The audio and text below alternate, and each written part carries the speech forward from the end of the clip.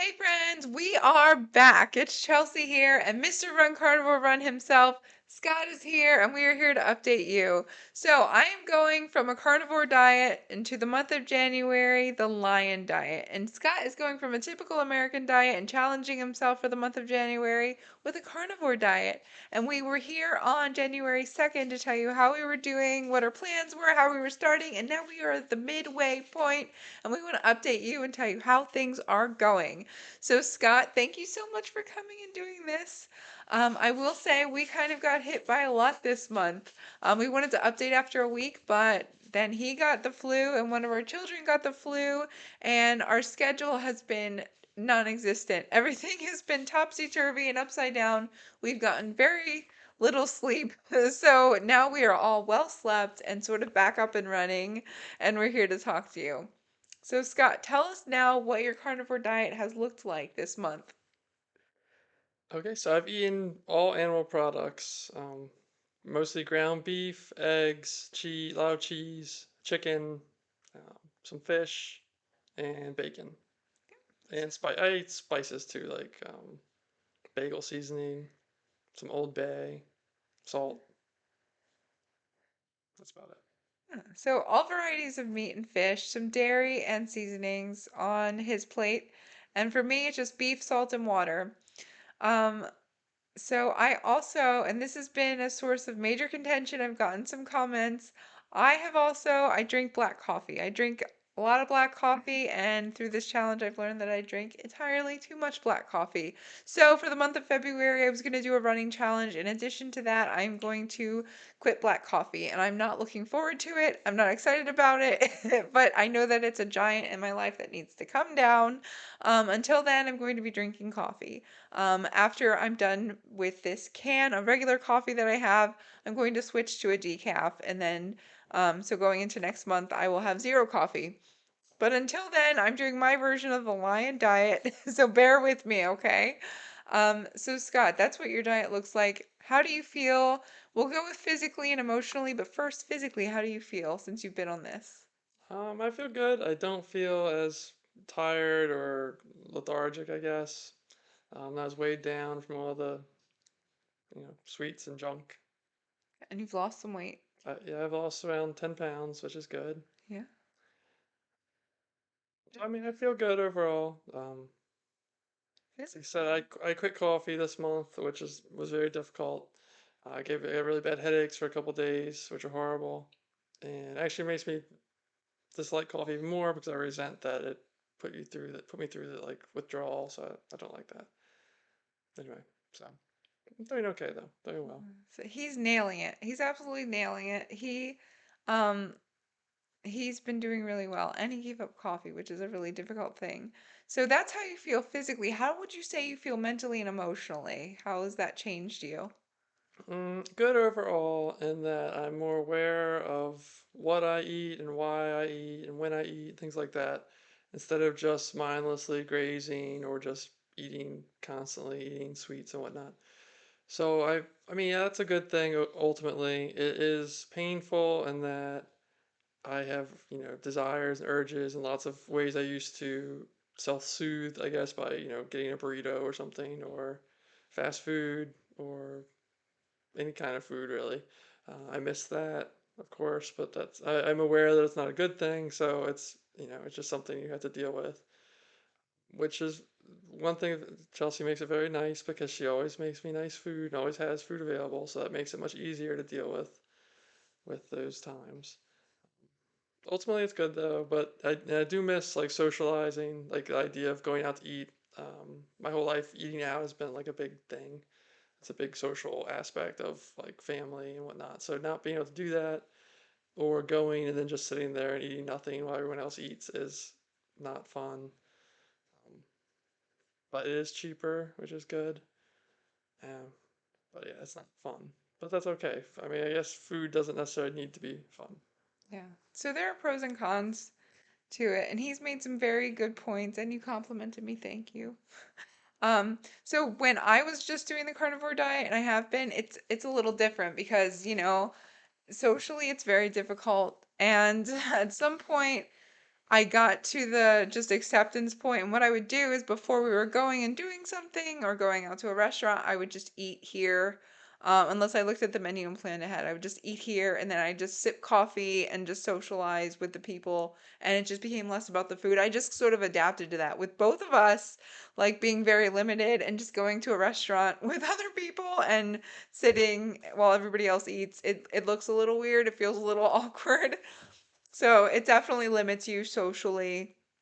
Again, after a while, like I just got to a point where I'm like, okay, I kind of cut off that aspect of eating out. It wasn't as much about the food as it was just visiting with people that I loved, but I forgot that it takes a little while to get to that point and you just don't think about it. So there's that.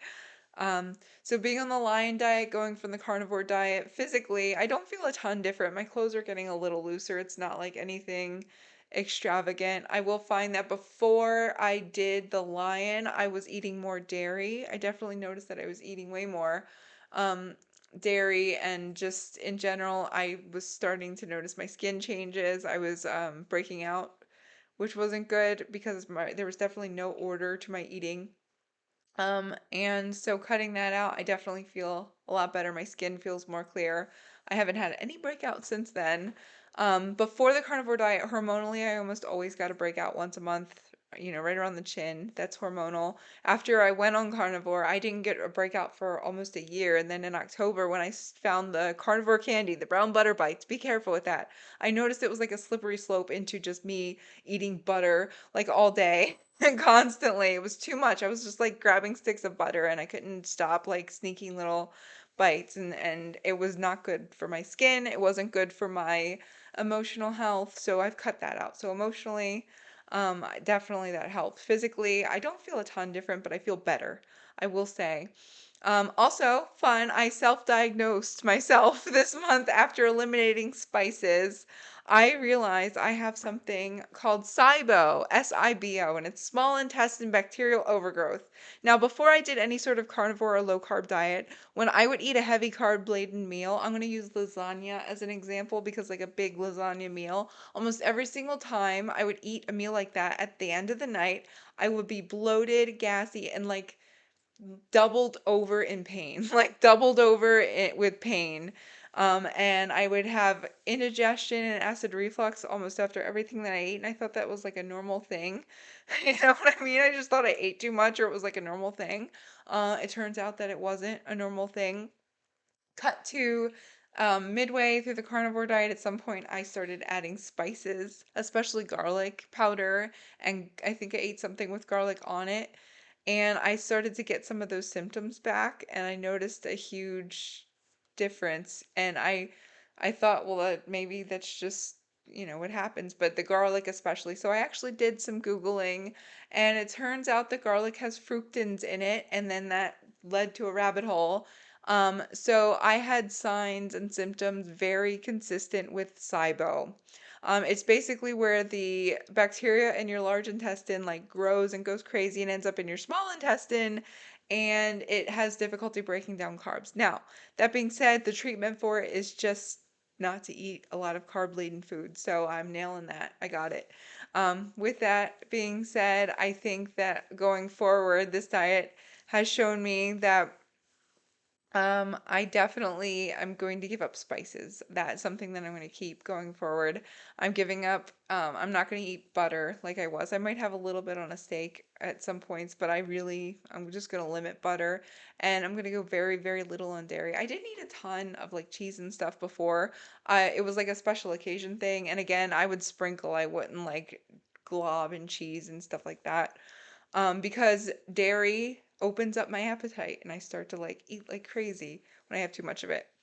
So I'm definitely going to keep the no spices and the no butter. I'm probably going to stick with mostly beef, and I will also eat some pork and chicken because they are delicious and affordable, and I do like to have variety. So that being said, I'd like to ask you, um, now that you've been on this diet for about 15 days, going forward as you feel now, what do you think you will keep or eliminate next month Mm, going forward? okay. Well, it's hard to say, but if we're ending today, Well, I would like to keep my more mindful approach to food and not just eating everything I see. I probably will. I probably won't stay strictly carnivore if I wasn't quitting right now. But I do like a lot of the things from it. So I maybe do it like a hybrid. Maybe do like with 1 or 2 days a month where I just eat normal food or something like that. Because I definitely see the benefits from it. It's nice. It gives you less decision or less. What am I gonna eat? What am I gonna eat? Because there's like two things you can eat. So I like that simplicity. Um, I don't know. Yeah. So those are really good examples. Scott is a person, he does not enjoy fat. He doesn't enjoy meat in general. He's not a person who just like craves a big juicy steak. And when he does eat those things, he cuts the fat off of them. He's not a person to eat butter and that kind of thing. He's never really enjoyed it. So he has a personality consistent with someone who maybe carnivore isn't perfect for them. He really does like vegetables and fruit and that kind of thing. Um, so listening to what you said and what I'm observing, it sounds like going forward, he's probably going to limit the processed junk. Oh That's yeah. kind of where it is. I think that's where he's going. It's helped him eliminate that and notice his habits.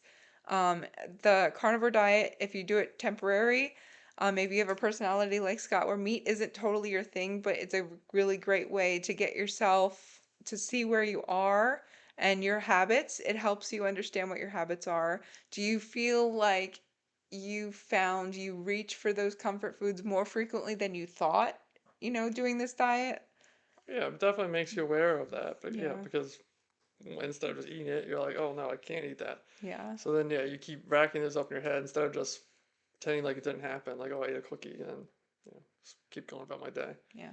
So, but it's also a great example of carnivore diet is just a meat-based diet. It's whatever rules and that you want. Some carnivores eat fruit and vegetables and honey, so it's an animal meat-based diet. And I think that if you go on the internet, you could go down like, oh, you can't do this and you can't do that. Your diet is whatever makes you feel good and be the healthiest. So there's that. And he's a really good example of just a typical person who's probably not super carnivore personality, but he sees the benefit of it being a good tool to help get you on track. It really is a great elimination diet, especially also if you have allergies. Doing this for a month and then just slowly introducing things back in, you can kind of figure out what you're allergic to or sensitive to. So that's exciting. And this has gotten us discussing a lot. Actually, do you remember in last May, Scott did the carnivore diet with me, and I can't remember why. He wanted to challenge himself. And I remember it was very difficult. He was very grouchy. Oh, oh, I don't think you really enjoyed it as much, and I think you were doing it to challenge yourself. You didn't seem like your heart was really that into it then. Could you could you agree with that or? probably I don't remember, Yeah, but I don't remember. I don't remember why you were doing it. I remember when you did do it, it was just sort of, oh, I'll try it. It wasn't, you didn't have really goals set in place. It was just to challenge to see if you could do it. mm, Um, but this time I see like a different mindset going in, and I feel like it's brought us closer in a lot of ways.